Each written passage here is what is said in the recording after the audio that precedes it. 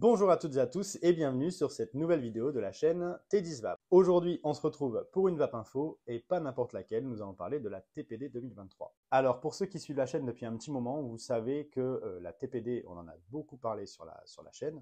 Je vous laisserai consulter forcément ces vidéos avant de consulter celle-ci si vous le souhaitez. On va parler de cette Tobacco Product Directive, la directive européenne des produits du tabac. Directive européenne des produits du tabac.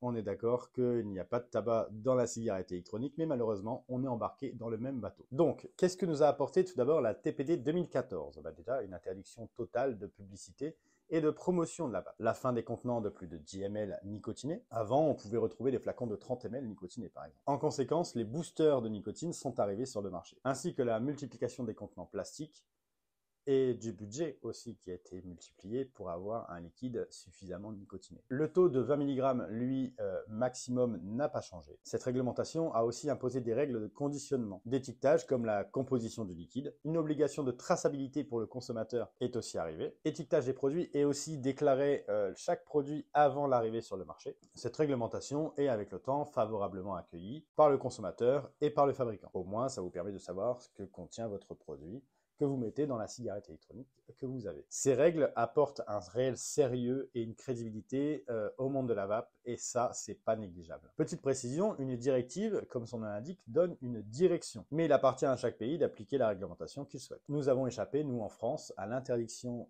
des réservoirs ouverts de plus de 2 ml. Le matériel n'a pas été réellement impacté chez nous. Il était prévu que la TPD soit révisée en 2021. Ce sera finalement en 2023 que la TPD 3 verra le jour, avec une date d'application totalement inconnue. En effet, comme je l'ai déjà précisé dans beaucoup de vidéos, pour que la TPD soit approuvée, il faut qu'elle soit approuvée par la majeure partie des pays membres. 27 nations doivent se mettre d'accord. Et justement, ces 27 nations n'ont pas du tout la même approche de la cigarette électronique. Certains sont favorables, d'autres non.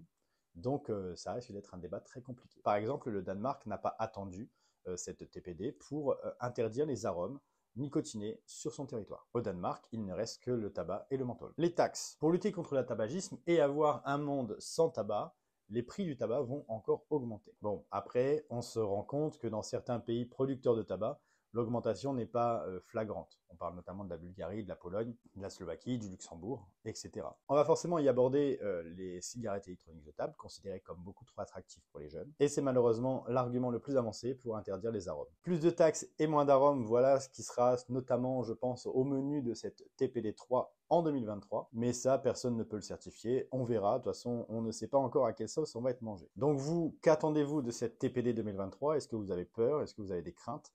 On a beaucoup parlé ces derniers temps des arômes dans la vape. On a fait 2 vidéos sur le sujet avec le Comité national contre le tabagisme qui venait un petit peu nous mettre des bâtons dans les roues.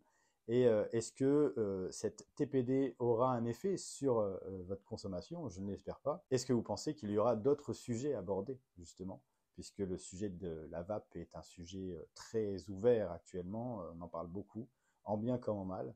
J'aimerais connaître votre avis. Donc je vous remercie d'avoir regardé cette vidéo. Nous on se dit à très bientôt pour une prochaine vidéo. D'ici là, portez-vous bien et une bonne vape à tous.